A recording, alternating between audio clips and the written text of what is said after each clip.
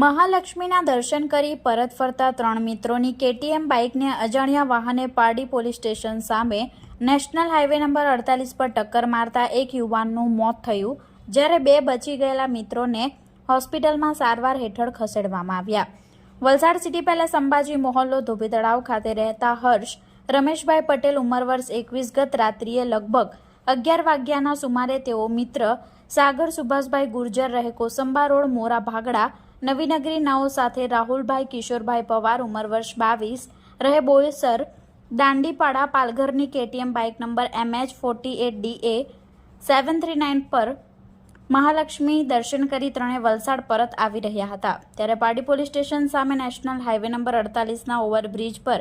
અજાણ્યું વાહન ચાલક પાછળથી પૂરપાટ ઝડપે આવી કેટીએમ બાઇકને ટક્કર મારી હતી, જેમાં ત્રણે મિત્રો રોડ ઉપર પડી જતા રાહુલને માથાના ભાગે અજાણ્યા વાહનનું ટાયર ચડી જતા તેનું ઘટના સ્થળે જ કમકમાટી ભર્યું મોત થયું હતું, જ્યારે હર્ષના કપાળ અને જમણા હાથની આંગળીમાં સામાન્ય ઈજાઓ થઈ છે, જ્યારે સાગરના કપાળમાં ટાંકા લેવા પડ્યા હતા. બંને ઘાયલોને વલસાડ સિવિલ હોસ્પિટલમાં ખસેડવામાં આવ્યા હતા. જો કે અકસ્માત પછી અજાણ્યું વાહન ઘટના સ્થળેથી ફરાર થઈ ગયું હતું. પારડી પોલીસે અજાણ્યા વાહન ચાલક વિરુદ્ધ ગુનો નોંધી કાયદેસરની કાર્યવાહી હાથ ધરી છે.